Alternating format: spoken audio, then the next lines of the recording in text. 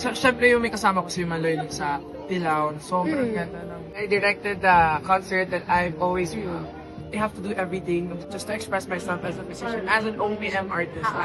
Wow, dancer siya. Maybe nalabas ko yung inner boy group ko. I feel really loved. I never take anything for granted.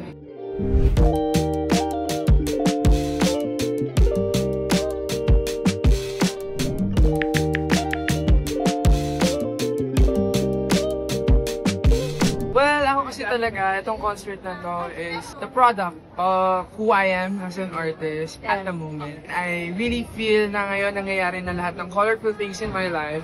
So, I owe it to my fans na ma-express ko yun wholeheartedly sa concert na to.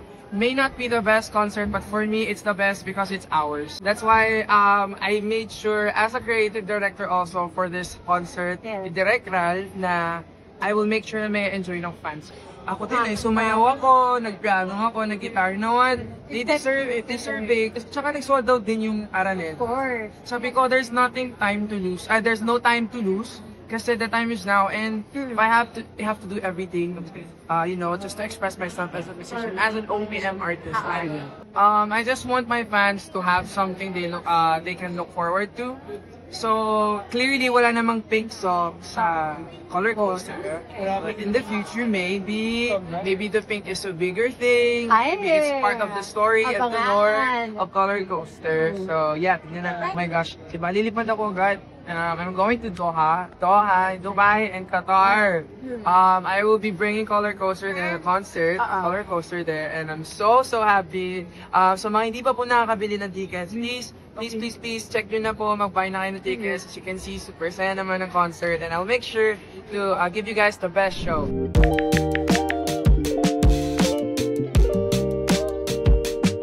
Definitely yung sayaw. Kasi it's a different thing from me. I never really showed to my fans na, wow, dancer siya, blah, blah, blah. But I trained for 2 years sa isang, naka-boy group ako dati. So, maybe nalabas ko yung inner boy group ko, I don't know. But ako gusto ko lang talaga yung mga bagay na gusto kong gawin is mapakita ko sa mga fans. So, yeah, maybe the dance, and actually lahat. So, syempre yung may kasama ko si Maloy sa Ilaw. Sobrang ganda ng ending. And yeah, I'm just really happy na yung mga taong sinuportahan din. Actually, ako yung last prod.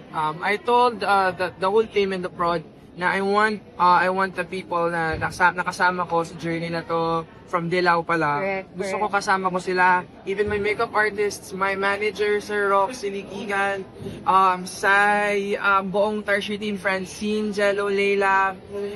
Gusto ko silang mabigyan din ng acknowledgement. Yeah, This wouldn't be possible talaga nang ako lang mag-isa. I know na ako yung nakalagay na director dito, but gusto kong ibalik sa mga taong to na yung deserve nila na recognition.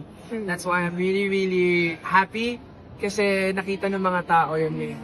Kasi etong buong Color Coaster na concept na to ay mainly for the artists here in the Philippines na hindi nabibigyan ng tamang suporta sa government, sa larangan sa industriya ng entertainment, laging relate sa pwera. Merong mga moments na nare-recognize sila, pero yung mga maliliit, yung mga sectors na hindi natatouch, even sa mga probinsya, maraming napakagaling na sa larangan ng singing. That's why I want to be the type of artist, not just a singer, but as a person na may pinaglalaban, and yung pinaglalaban ko is for the art people. Winner!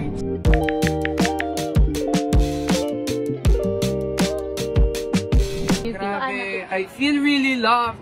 Makikita mo talaga pag pumupunta sila sa mga events sa ganito. Sila Kuya Enchong, MMD, ayan. Grabe, sobra akong happy na yung mga ganitong artista na pinapanood ko lang dati. Sinusuportahan ako, si Ate KG, si Kuya TJ, na talagang mga idol ko. Sobra akong masaya. Yun lang masasabi ko, hindi ko alam kung makakatulog pa ako ngayong gabi.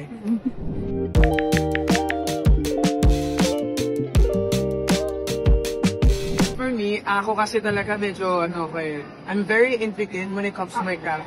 And when I put it out, I make sure na I learn it.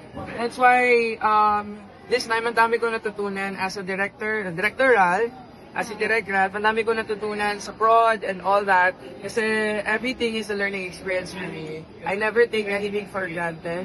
And I always make sure na ma-apply ko yung learnings na yun. That's why I'm here. And that's why I directed the concert that I've always